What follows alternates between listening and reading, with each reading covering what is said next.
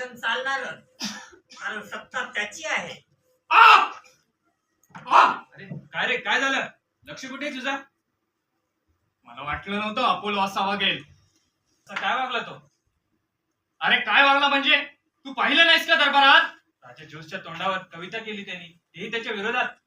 मी कवितेबद्दल नाही बोलत आहे. ज्यूसने नाणी फेकली आणि ती त्याने भिकाऱ्यासारखी उचलली. मग आणखीन काय करायला हवं होतं त्यांनी? त्यांनी नाणी उचललेली नसती तर राजा ज्यूस यांचा अपमान झाला असता.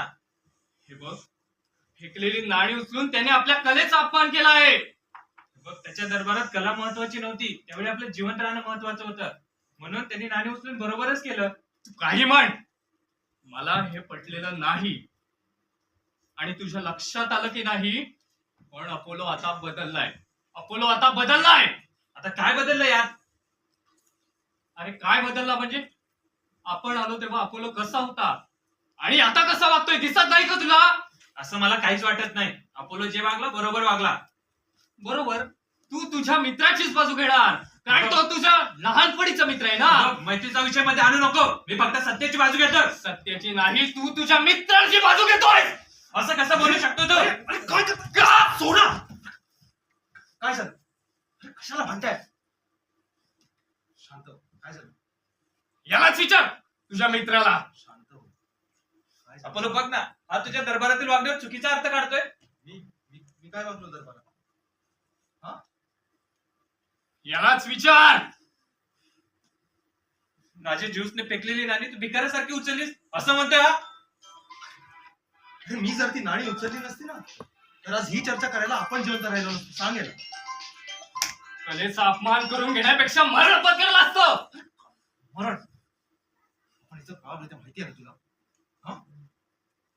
अपोलो, तू विसरतोयस, आपण इथे आपला प्रवास पूर्ण करण्यासाठी आलो होतो. हो, म्हणून त्यासाठी जिवंत राहणं महत्वाचं आहे ना. नाणी न घेता आपण जिवंत राहिलो आपण. अरे नाणी न घेता आपला पुढचा प्रवास होणार आहे का? सांग ना. याला काय राजकुमारी येरा येत आहेत. अपोलो अपोलो आम्हाला पण कविता सांग ना. अपोलो आम्हाला कविता सांग ना.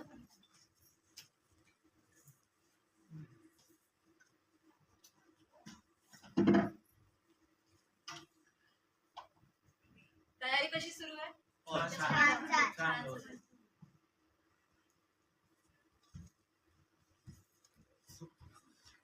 तुम्हाला मी मला प्रेमाची गोष्ट सांगतो. अपोलो, हा राजकुमार. राहण्याची व्यवस्था नीट झाली ना?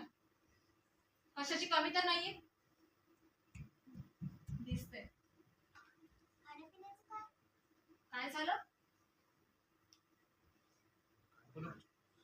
राजकुमारी ते पिण्याच्या पाण्याची आणि अन्नाची कमतरता आहे राजकुमारी. आणि हो, आमच्यासारखेच काही प्रवासी भाट बाहेर थंडीत झोपतायत. त्यांच्या अंगावर चादरी सुद्धा नाही. मी पोसाड्याला सांग.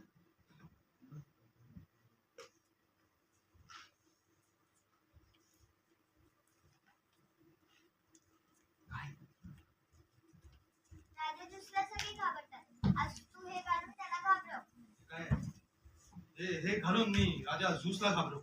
हे पण तुम्हाला एक गोष्ट सांग, जसं तू राजकुमारी हेराला सांगतोस तसं. तुला मी या